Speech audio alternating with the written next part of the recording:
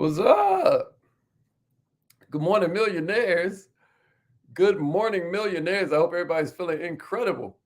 This is my first time rocking with you live since the holiday we just now had. And I know the Native Americans got freaking massacred, but they ain't the point. Like you could make anything good or make anything bad. It's all up to you, right?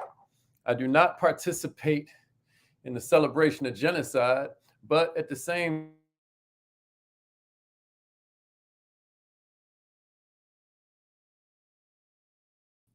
I do believe that give me a replay, gang. Let them know we in the house. Let them know where you're from. Rep your city. What kind of business do you have, man? How does it help people? LinkedIn checking in. Welcome to the LinkedIn family. YouTube is here. Welcome, welcome, welcome. What's happening? Facebook. Everybody that's on my timeline. Everybody that's in entrepreneurship. Our Facebook group for entrepreneurs. If you haven't joined entrepreneurship, then you should go and check it out. Get somebody to plug you in. Yeah, my man Alan Harmon is in the house. Yo, this weekend's Kaizen Academy is going to be a banger, Alan. We talking about mind reading prospects. We talking about how to read the minds of your prospects. You'd be surprised, but it's a lot easier than you think to read minds. I know what you think about right now. You think about yourself. No, I'm just playing. kind of, but give or take. That's what we're talking about this particular weekend on the Kaizen Academy. So if you have not enrolled in the Kaizen Academy, this might be an excellent time to do it. If you reach out to me, I'll make sure that you are plugged in. Do y'all get the newsletter every Friday? Every Friday, I give you heat, man. I give you mindset, I give you heart set, and I give you skill set that you can use to go further faster with a whole lot less effort. A whole lot less effort. Anybody's been rocking with me, they know that I've been, pulling myself out the mud for the past few years, and it's kind of like they say, how did you do this? How did you do this so quick? Well, I'm gonna tell you how you do it. You keep doubling that penny. Where most people mess up, man, is that they keep starting over. The reason we call it the Kaizen Academy is because it's all about constant and never-ending improvement. These small little incremental improvements start leading to massive results, and you barely see it happening. It's like that bamboo stalk where most of the growth is happening underground. And then before you know it, that thing shoots up. I'm trying to tell you, stay consistent. You have something special. It'll change your life. In you. Hello, this is Les Brown, and you're in the right place at the right time because tell them, Albert, we're going to bring the millionaire out of the hey. Just hold on. Hey. Thank you. I'm going to tell you something else. Please announce yourself. If you have not ordered a vision board coloring book, this is a great time to do it. All participants are muted. I really believe entry and exit tones are off. Check it out. Y'all see how it's this Bentley on the front? Never mind. I ain't going to go there right now. This ain't about me. This is about you, et cetera, so forth. But I do want you to understand that visualization works. You hear me? This is the perfect gift for your children. If you was looking for something that can pull them away from video games, you could be like, man, I want you to do something creative that's fun. How about you tell them, go color mommy a picture? Hey, go color mommy a picture. You know what I mean? There are some incredible scenes in here that will begin to help you step up your visualization game. Is that beautiful? Far as I know, this is the world's first visualization coloring book. And we invented it here at Millionaire Minded. We invented it. See the logo? Y'all see the logo? Yeah, boy. That means put your money where your mouth is. That's like our affirmations every morning. Yeah, my man Vasan is in the house. You sign up for the newsletter right there, Mr. Harmon. It's telling you right there. And go to, see how it says, and go to wearemillionaireminded.com to join the world's best newsletter for entrepreneurs and entrepreneur mindset. That just goes to show, man. I got to talk about that more. But go to wearemillionaireminded.com, everybody. Okay, enough with the shameless promotion. And I do mean shameless.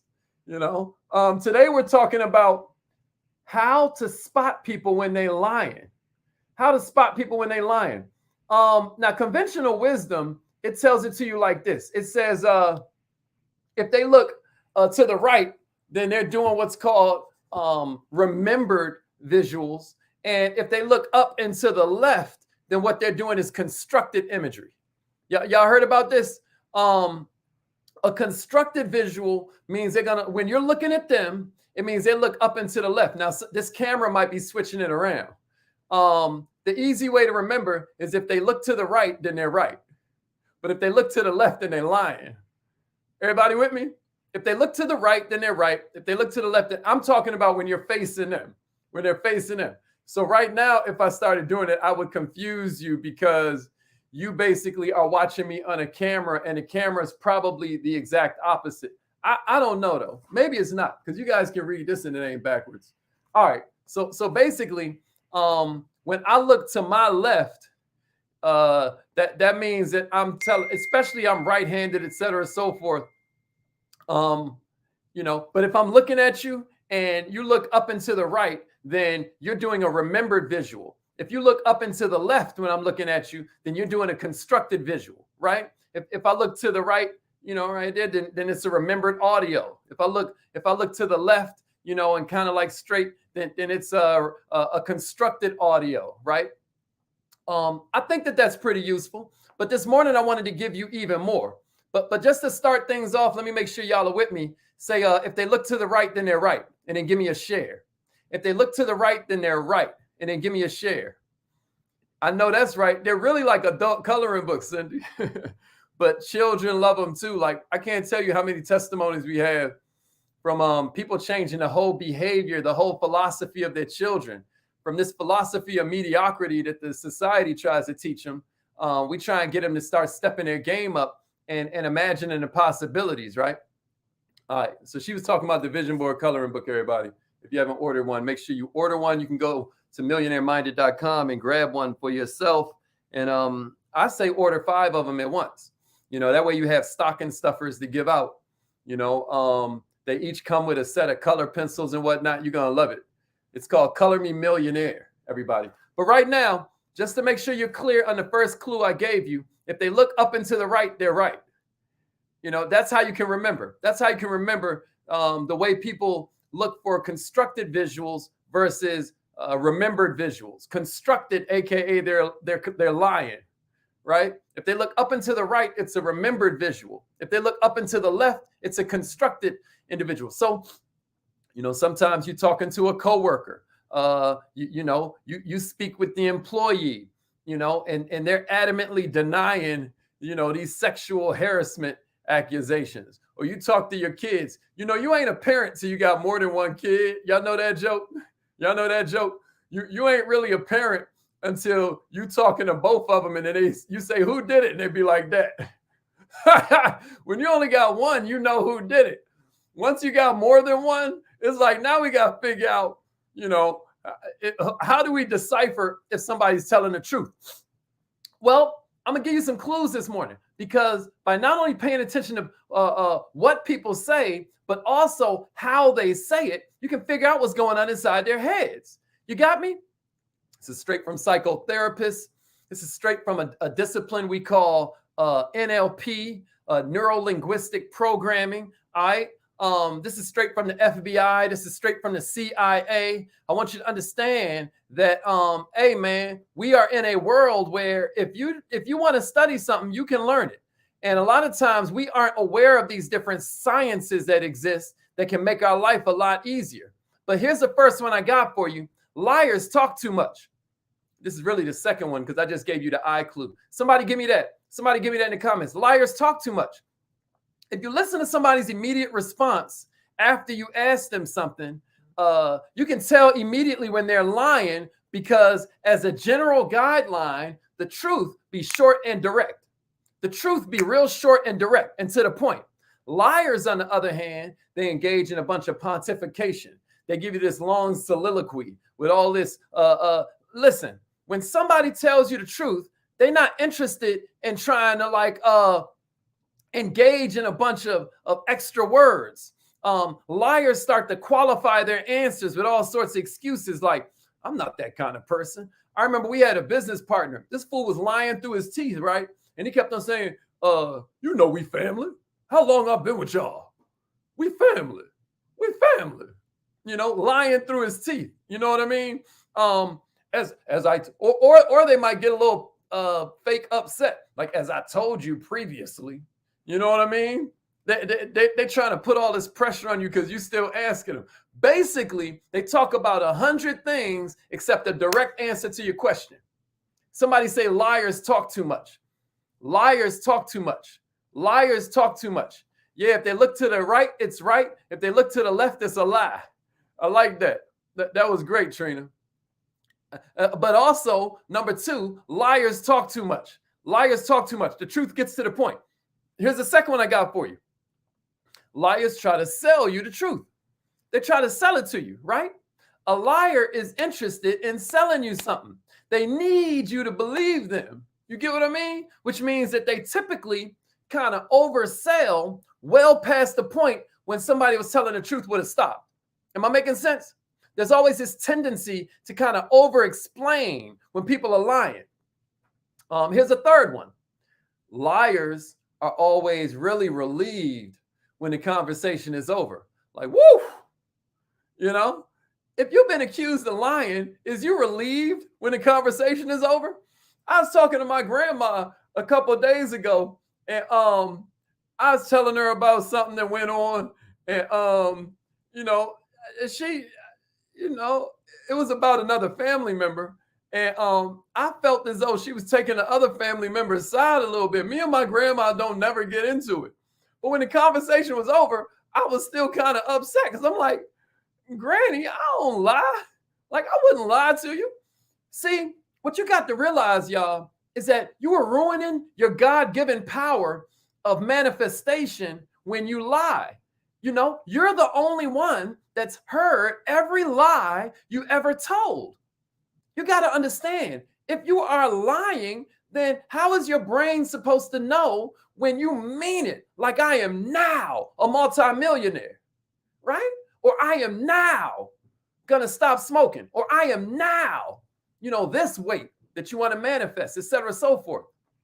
I'm just breaking this down for you so you understand that telling the truth is really important for your manifestation ability, for your ability to call on the divine. You dig what I'm saying to you?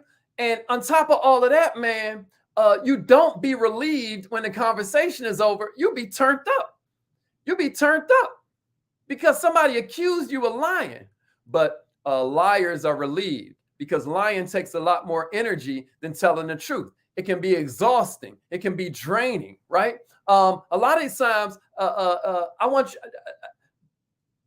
put yourself in the mindset of an honest person that was wrongfully accused of something. You like, wait a minute, like, hold up.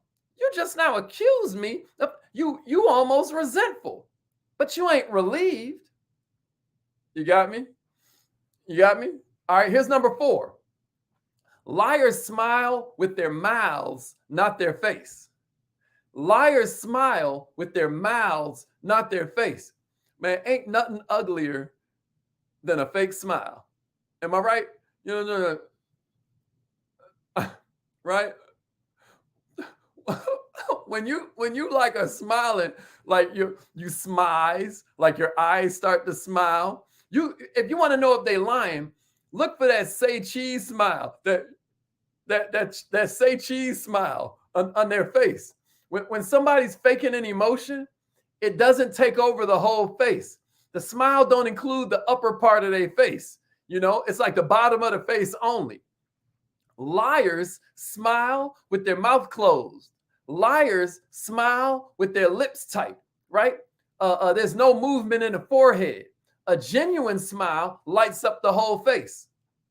I'm breaking this down for you, y'all, because this weekend's Kaizen Academy is going to be all about reading minds. Reading minds. I'm going to show you little techniques that they teach us in NLP and, just in negotiation, etc. All these tens of thousands of dollars I done poured into these types of courses. I'm going to try and give it to you in 90 minutes this weekend. So make sure you're enrolled in the Kaizen Academy, or if you just want to attend the one, if you want to save money, just get in the academy. If you just want the one class, then yeah, you can just take the one class. But this joint gonna blow your mind. That's exactly right.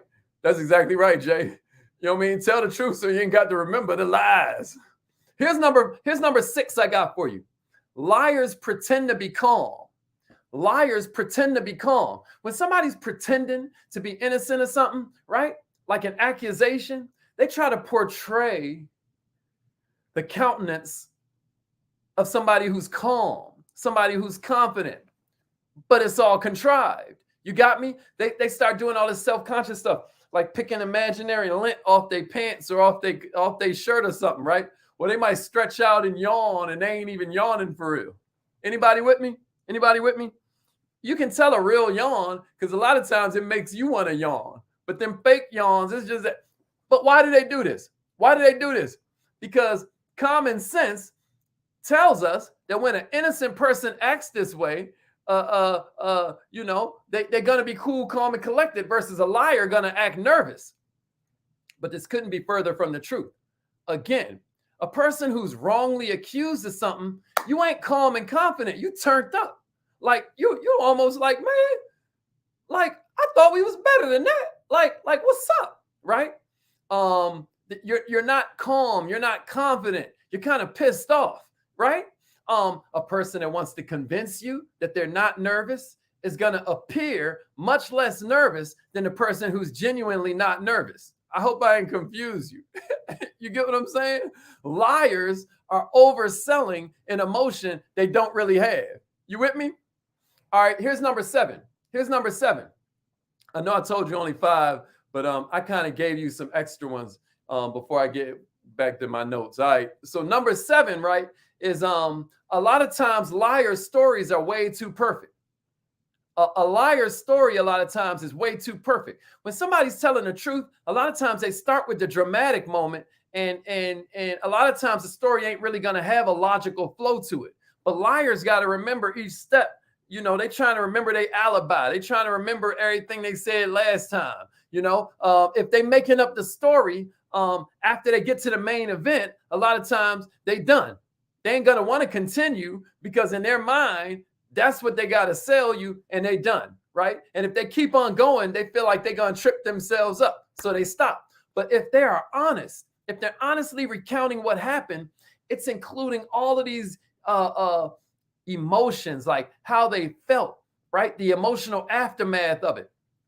Another thing about a liar is that they're going to fill in the story with a lot of superfluous crap, stuff that's irrelevant, stuff that, why? Because they don't have real details. So they overcompensate and put in a lot of stuff that don't matter. Everybody with me? Last little clue I got for you, number 8, is that liars a lot of times use a lot of impersonal pronouns. They don't do a lot of I and me and stuff like that. So that's something you may want to pay attention to, the personal pronouns that suspects use. Pronouns can sometimes reveal when somebody's trying to distance themselves from the truth. They're trying to separate themselves from the words. You got what I mean? It's kind of like a subconscious thing that they do. So just like a liar might look away from you or have trouble making eye contact, they'll also distance themselves from their words. So they avoid the personal stuff like I and me and mine or my, right? Instead, the liar gonna talk to you with a lot of you statements. You know, they, that person over there. You know what I'm talking about? The subconscious here is that they're too guilty about lying to refer directly to themselves. Am I making sense? Am I making sense? My man Keith in the house. My man Keith in the house. Hey, man, better late than never. Never late is better, but better late than never. I'm glad you made it in this morning, bro. That's right, Jay. See what had happened was, so yeah, check it out, though. Be careful. I don't want nobody, you know, messing up no relationships like Hazik said. None of these are one-trick ponies. If you want to kind of like be more and more certain that the person is lying, look for 3 or 4 of these. Look for 5 or 6 of them. I gave you like 8 of them. You want to look for them in clusters because even that eye trick I taught you, some people dispute that. Some people dispute that. You know, I suggest you kind of notice it with yourself or notice it when you're talking to family and friends. When you know they're telling the truth and you ask them about something like, hey, who all came last Thanksgiving? Watch where their eyes go. It'll help you start practicing this stuff so that you don't become accusatory, et cetera, so forth. Nothing's absolute. Even lie detector tests are kind of tricky, because is this person nervous because they lying, or are they nervous because their meter about to run out where they parked outside? You know what I mean? They thought this was going to take 30 minutes and they here for an hour. They had to wait too long in a waiting room. You get what I mean? So you want to look for clusters of this stuff. I hope this was helpful. This weekend's Kaizen Academy is going to be insane, y'all. So I hope you're excited about it. I hope you're ready. We're going to talk about mind reading your prospects. We're going to talk about, you as an entrepreneur, how you can bond much quicker. At the point you can read their mind, they're going to feel instant rapport with you. Does that make sense? And we know 80% of success when it comes to sales, when it comes to being an entrepreneur, a solopreneur, a team building entrepreneur, an entrepreneur with staff, 80% of that rapport is 80% of your success. It's 80% of the sale. It's 80% of the relationship. If we got the rapport part down, the rest becomes easy. That's why a lot of times with home-based business, they tell you start with your family and friends. Why? Because they already know, like, trust you, which AKA rapport. I'm going to tell you how you can manufacture that. Learn to read minds. And that's what we're going to talk about this Saturday at 7 p.m. Eastern. If you can't be there live, you still want to get the class and then just watch the replay, baby. It's all good. But I hope that was helpful. Was that helpful? Go back, write all of this down in your power book. Take the notes, because writing it down is going to help you lodge it even firmer into your mind. It's going to help you remember this stuff a lot clearer. And now it's affirmation time. I'm going to tell you something. Affirmations work. If you don't believe nothing else I told you this morning, I'm telling you, affirmations work. Like, take it real, real serious. If you don't do affirmations, this is your morning to try it. Don't wait till New Year's and start doing, New Year's, resolutions that only last a couple weeks. Why not start now? Why not end the year the way you want to begin the next one? Huh? Does that make sense? All right, repeat after me, y'all. Say it like you mean it. Here we go. Oh, by the way, if you call into this number and it tries to charge you, just hang up and text "call me" to 667-776-9461. 667-776-9461. Just text message the words "call me" to the same exact number, and it'll call you right back. If I never shared that with you, that's a real helpful thing right there. All right, repeat after me. Say it like you mean it. Here we go. I am